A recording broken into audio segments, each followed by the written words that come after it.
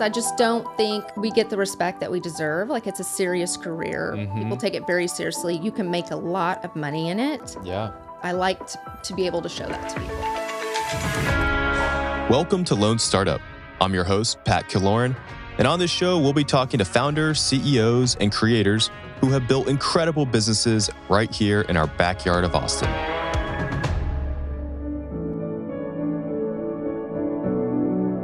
All right, this week I decided to run it back with another episode in the beauty world.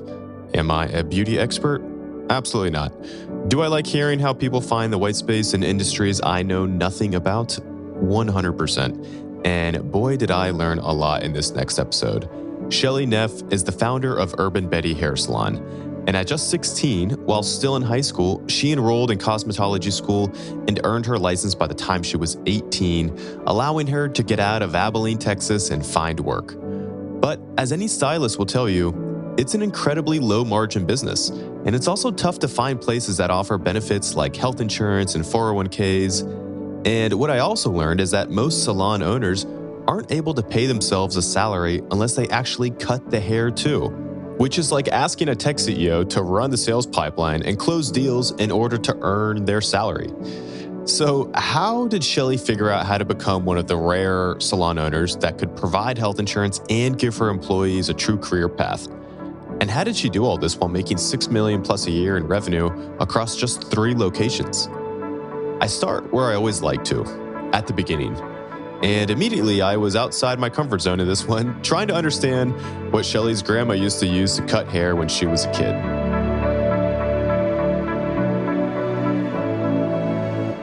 Well, she had a Flowbee. She had a... A Flowbee? Have you ever heard of Flowbee? No. So it's like a robot...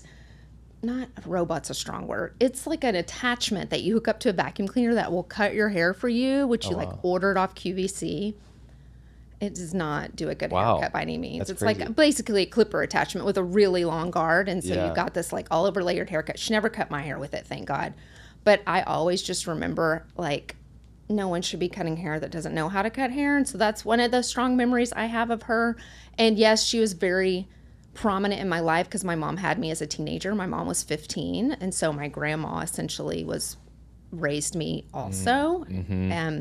So I think, yes, she did have an influence in my life. Hair wasn't a huge part of it. It was just kind of secondary, but yeah. Very cool. And then, so when you moved to Austin, you went straight into the hair salon world. Like, what was did Austin have many hair salons at that time? Or did you kind of work at various places around Austin? Yeah. So I had no idea really about high-end hair salons. You know, there was not one guy. There were several salons in Abilene, but the one guy that everybody went to, his name was Teddy. And so when I got to Austin, I didn't know where to go. I'd already been working as a receptionist at Supercuts. So I was like, let me go and just do hair as Supercuts because, the expectations are kind of low. And I did cosmetology in high school, which gets you through passing the test. It doesn't give you everything that you need. And so started cutting hair at Supercuts, and it was basically men and children all day long. So I mastered flat tops and clipper cuts and you could do my hair all that. Pretty Yeah. I mastered doing a haircut in 15 minutes. It was crazy. Not that it was a good haircut, but yeah. I always thought that, like, I wondered if Supercuts was kind of like the training grounds for people who are getting out of beauty school and need to like just get their feet wet. Is that pretty? I wish I would have known about being like an assistant at a nicer salon or something like that. I just didn't know that culture or that even existed. Yeah. Because I would have chosen that route because where I found my passion was hair color, specialties. Like I was doing a lot of weddings, things like that. Yeah. And I thrived more in that environment, and I didn't learn that till later. I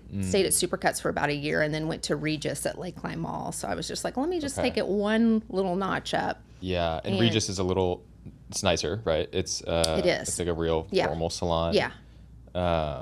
Gotcha. So what does separate like a really good esthetician from like somebody who just out of school? Like what are some of the qualities that you have to be like a really like excellent hairstylist?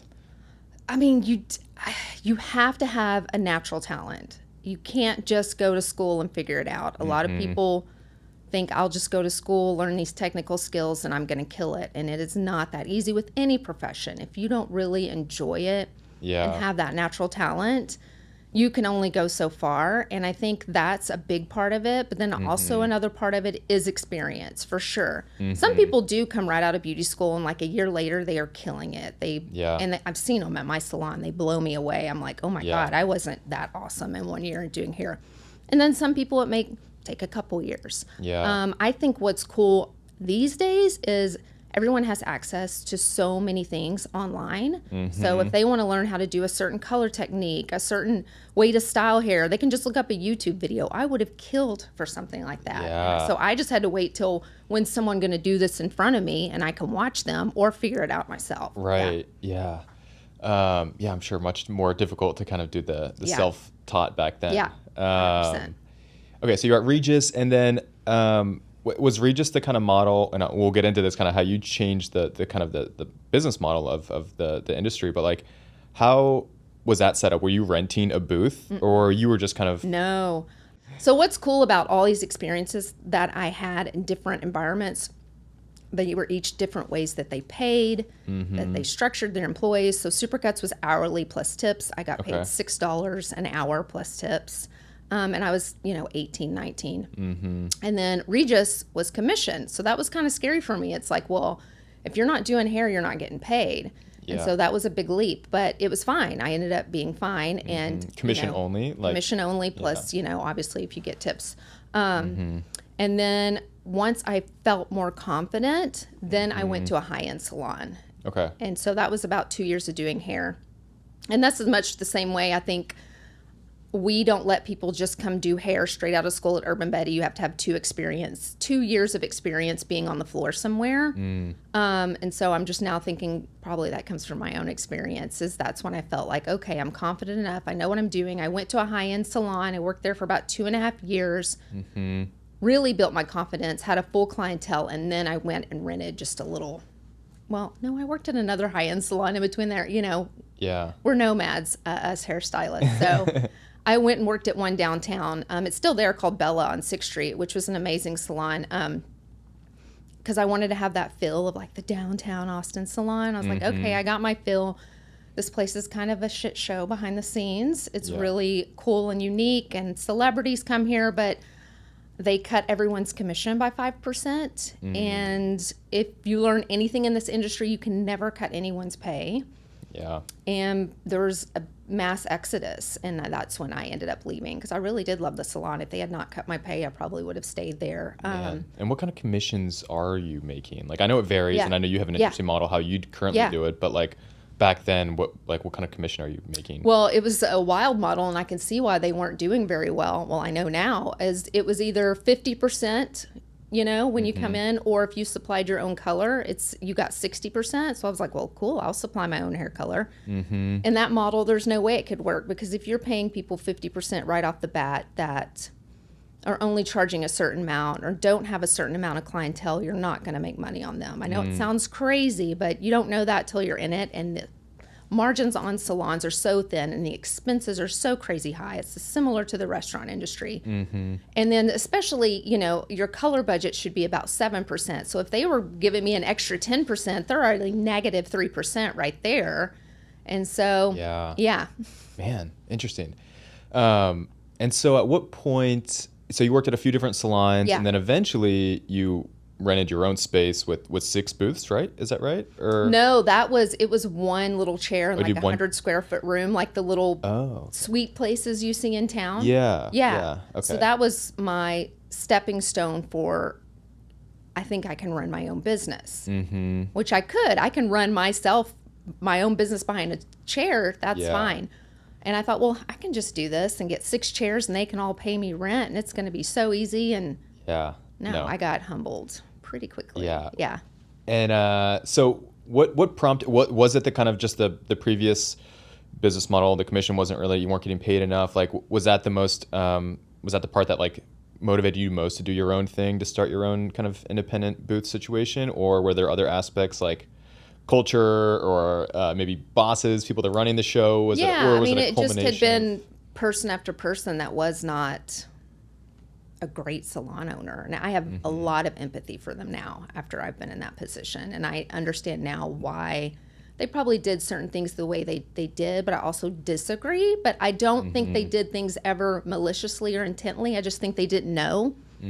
Especially back then, there's no business courses for salon owners. And even if you have an MBA in business and you try to go run a salon, it's going to freak you out. Like it's not something that you just come in here and I know how to do it. It's like, it takes a little while, and it's, What I'm sure. Yeah. Because you're doing everything, you know, you are a small business owner, doing it all, marketing, books. I can't even imagine now having to do hair and do all the stuff that I did. Like, I don't know how I did it back then. It's crazy. And so what aspect was kind of the hardest learning curve for you, like kind of moving into being your own business owner? Like what part was most challenging? The insane amount of expenses. I had no clue. I just really did not supplies, know. All the little things. Yes, all of the things.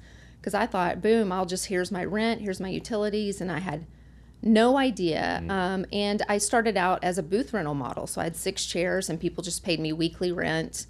And they were all kind of like their own little island into themselves. The culture was terrible. The place looked like crap. People came in looking like crap, and I'm not their boss. I can't tell them anything. And that's when I really had the realization I was like 27 too. So everybody almost was older than me that I was hiring, which was scary. And I was like, this is not the environment that I'm really like digging or wanting, because I don't want to come in and feel like a doormat every day. I wanted to have more control over the brand and kind of the culture you're kind of creating there. That makes a lot of sense. So then walk me through how then you eventually kind of moved away from that model to really the Urban Betty model. Like what did that look like? So I just kept thinking, well, if I do this or do that, we're going to make more money. I'm going to figure it out. And so, I know everyone's like, every small business owner goes through that. So I thought, I just need a bigger space with more people. And I'd brought on an assistant because I was so just exhausted and working 6 days a week behind the chair. So I had an assistant, and I was like, I can pay you $200 a week, and that's it. And she's like, okay, I got it. And when she got on the floor a year later, when I was like, okay, you've been my assistant for a year, let's get you on the floor. I'll pay you commission. And a little while after that, I was like, this isn't so bad having an employee. I was so scared to have an employee because I was like, I don't know how to pay them. I don't know how to blah, blah, blah. And so I ended up figuring it out. QuickBooks was awesome. It's like, you just plug these numbers in. Okay. And so I was like, well, every assistant I bring on the floor, they'll then be an employee. So it ended up being this hybrid model of half commission employees, half contractors. Okay. And they were all like my former assistants. And so that's what we call a salon hybrid when you have both. And then I just looked at, like, I'm actually making more money. I feel more in control of the culture.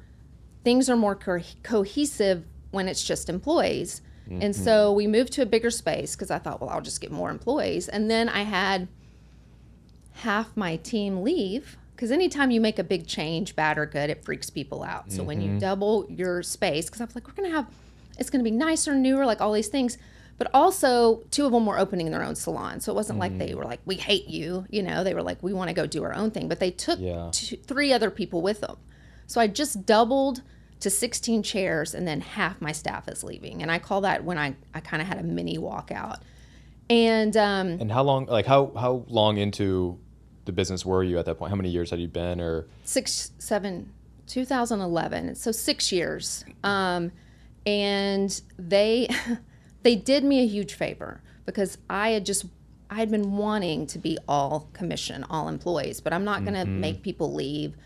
And they were all my booth renters. And so the universe was like, here you go. But also I was like, I kind of needed them for a little bit longer. So I had to borrow money from a girlfriend of mine to pay my rent, to pay my car payments for several months until I could get this new salon space off the ground. It was crazy. Because my parents don't have money. I was like, oh my God, this is great. This is when I was like, I'm just going to go back to the suites and run a suite myself, because I was making more money with less of a headache. But I made it work. And then that's how we got to just all commission. Okay. So I want to get to, so you basically kind of had this new clean slate that was obviously hard to generate money kind of starting out there. Yeah. And I know I from one of your podcasts, you talk a little bit about how another thing you wanted to do was create a company that also had benefits for the employees and to empower them. I know empowering your employees is a big thing that you advocate for, and giving them like a real career path, right? So that just wasn't a thing in the industry, like health benefits and insurance, anything like that. Even at like the salons, it's not something that one of the salons that I worked at did have health insurance. The one that was really big that ended up going out of business too. So when I was working at Regis, I cut my finger like opening a can, like horribly, like I still have a scar from it. And I didn't have health insurance, and I had to go to sleep that night with my hand up so it wouldn't bleed out. And I know it needed stitches, and then I couldn't miss work, so I had to go into work, and other people did shampoos for me, and I could still cut hair bandaged up. And that's when I thought, I'll never go without health insurance again. But I ended up figuring out how to get some, I think, anyway. But I always thought, I don't want someone else to go through something like that. And so the minute I was able to get my margins high enough where we could provide health insurance, because that's the thing, it's like, I'm sure all salons want to offer that to people. Most of them just can't, because it would put them out of business. And I was able to do that through hiring a consulting group, because I got to a point, I think in 2014, where I was like, I'm just spinning my wheels here. I am like killing myself to make. All my paycheck came from the hair I was doing. None of my paycheck came from the salon itself. Yeah, and I know that's hard for people to believe, but very true. I didn't realize that until I was listening to one of your interviews and kind of talking about how most salon owners do make a lot of their money from still being hands-on cutting hair, and that there's not like a guaranteed salary in that kind of industry, which is kind of wild. And for you to get to a place where you could be hands off kind of took obviously a long time. But I do want to dig into this consulting group and kind of how things started to change a little bit from like your own business model, right? So you brought them on after you did the employee only based model, right? Correct. And you were kind of maybe struggling to get the revenue you wanted in the door. 100%, because I was just paying everyone 50% commission. Gotcha. Okay. And so what were some of the key moments that like things started to click where they helped you maybe think about different ways to run the business? Like what happened there? Yeah, immediately they were like, we're not going to cut anyone's pay. And I was like, thank you. I've had that done to me. Would never do that to anyone else. What we're going to do is do a structured system like levels 1 through 6. And when someone comes here to work, they're going to be an assistant first, and then they're going to level 1. Now, if they've been on, they can come and be a level 1 if they've done hair for 2 years. And we're going to start them at a 42% commission rate. And then they all have the same prices. And then so if you hit your goals 3 months in a row, so we do personal development meetings every month. And if you've hit these goals 3 months in a row, you can move to the next level. And you get a commission increase and you get a price increase. So they're really in control of giving themselves the raise. Oh, wow. And that was huge, because I was just like, people with seniority, they can charge more. It was just kind of like, charge your own prices. Everybody get 50% commission. That doesn't work. I would still be doing hair to this day, like dead, Yeah. And so bringing in that structure was huge. And I tell people, I was like negative $8,000 in the bank, I think, a few months before I hired them. Like, we couldn't even do direct deposit because we never had enough money in the bank. We had to hand everybody checks, and I was like, please, God, don't cash it till Monday. Man. So, and the bank was calling me every day, it's overdraft. And I was like, cool, that's awesome. So we went from that to then I had $50,000 surplus within 3 months. And I was like, okay, I think this system works. It sucks. It's hard. Did people leave? Yes. But at the end of the day, I'm not here to kill myself for no money. Like, that's there's no point. I'm here. I built a business to make a profit, and it should make a profit, and it should do well. And I was like, and my goal is to not do hair one day, and I've got to get it to that point. And it took 3 years after hiring the consultant group. I got there where it could pay me the same amount, if not more now than when I was doing hair. Wow. That's wild. So did you lose a lot of like more junior employees who kind of had to go now through this like rank system of getting to a higher? It was random. It was all over the place. Yeah. Some people just didn't like the change. Yeah. They just didn't want to be boxed into this system that's kind of holding them accountable. And they didn't understand. And it's funny because some of them that left, like I'm still in contact with, we're still friendly. And now they're like, and some have opened their own salons and now become a Summit salon, which is what we are. And I'm like, how the pages yeah that's interesting. And they're like, oh, I get it now. And I'm like, yeah, you don't ever get it till you're in it with anything. I'd imagine the industry's a lot of creative people, right, and types, and so you get a lot of probably interesting diverse personalities, and so you might even be getting people who are trying to escape more of a corporate type of atmosphere, right? So like to implement monthly reviews or whatever might be a little scary to some who are like, hey, I turned. This is why I didn't go the company route. But obviously, you created an amazing culture and did it, I think, in like the most impressive way because you've since gotten a ton of awards for best places to work and yada yada. So turned out okay. Yeah, well, we can get people a clientele within 1 year that it takes most places, or 5 years for you to build, just with the way we know how to do things. I mean, we will have been open 20 years in January. So I'm like, I know a couple things. I know how to get you to this point. It's not going to be easy and it's not going to happen overnight, but it's going to happen a lot quicker than if you just tried to go and do it by yourself. Yeah. I'm curious, coming up on 20 years, that's incredible. Congrats. Yes, I was 12 when I opened it. Obviously along the way, you've had to do a lot of growth tactics in the consulting group, right? You did that. And I think you guys are pretty proficient in SEO and you guys really mastered that. Yes. Did you have to become like a marketing guru as well along the way here? But I like that. And I think that's the difference. Again, it's something like I liked it and I kind of had a little talent for it. Like I literally met my husband on Twitter. When I tell people I was digging social media and really into social media, like, yes. So I geek out on Instagram and Google and SEO and all those things. And I tell people that put your money into that kind of stuff and really focus on it. But some people hate it and I can't make you like it. And you're not going to be good at it if you hate it. And so I don't find someone around you or that works for you if you're not solo that likes to do it and get them on it, because that has made a huge difference in our business. Yeah, I feel like you've just approached this industry with a completely different, more like business mindset than most people have come from. And you've done so many, like even the Betty boot camp that you've done, right? That kind of like helps other people outside the general public with kind of hairstyling education and things, and then the Impact Austin that you're a part of. Like, are you just always kind of looking for ways to like not scale, but just to broaden the impact you're having as a company, like not just hair, but trying to get involved in different things? Is that do you just always have kind of more ideas spinning in your head? And just there's never a ceiling for me, and I feel like I sometimes wish I could just chill and be comfortable, but I can't. Like I'm always like, what's next? And a lot of times when people ask why did you want to open your salon, and it's like I'd just gotten to a point where I couldn't grow anymore, and the only way to grow was to open my own location. And so that's just part of it. I'm always just looking at what's the next thing and what's different that I don't see anyone else in our industry doing.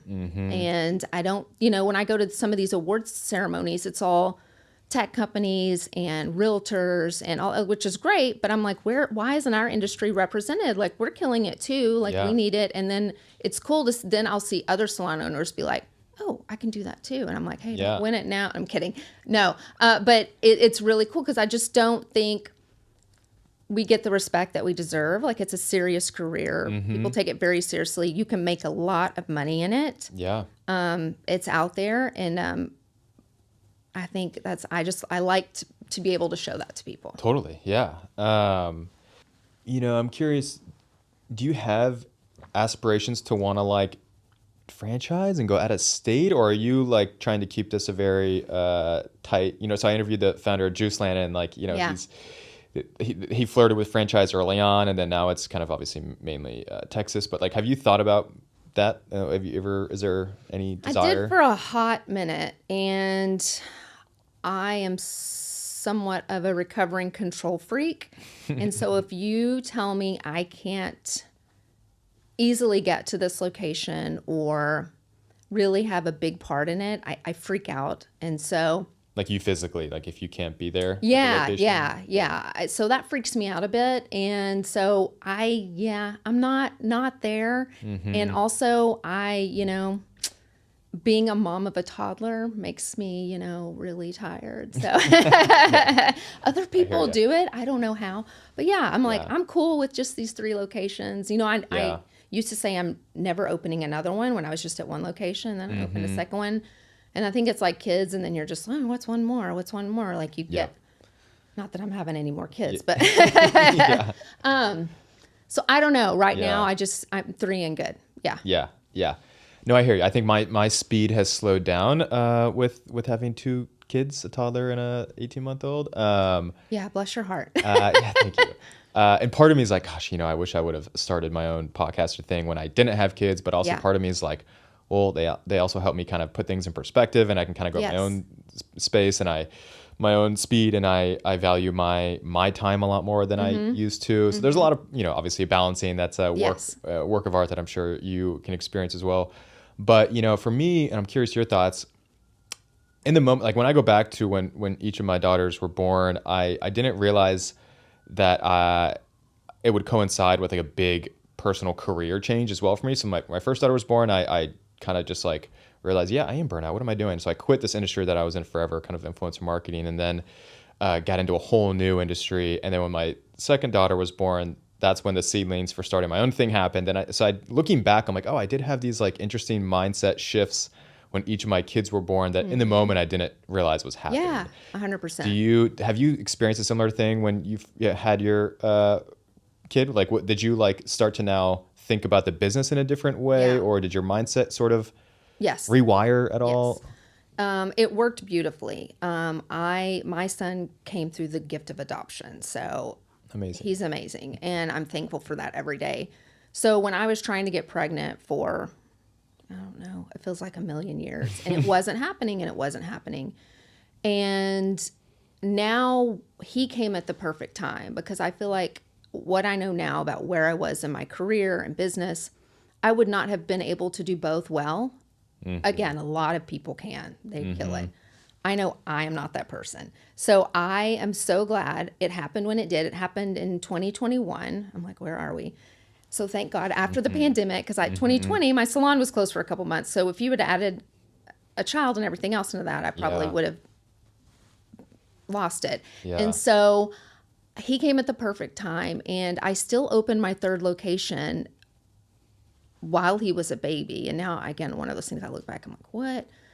But he wasn't a 3-nager yet, thank God, because he was young enough to where, it wasn't easy, but it was just different. And I did it because I had already had the mindset I was going to do it. And then he came along, and I was like, well, I'm going to put it on hold for like a year. And then I picked it right back up and did it again. And so again, with everything that's happened in my career, the structure of my business, I don't believe in any mistakes or that I would ever change anything. I think everything played out exactly as it needed to.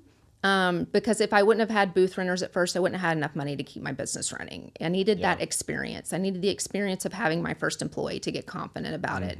If you told me at 27, one day you're going to own a salon that's like $6+ million a year with almost 100 employees, I would have freaked out. So I could never have just jumped into that. I needed to slowly work my way up. Right. And much like being a parent, apparently I needed to slowly work into that too, because...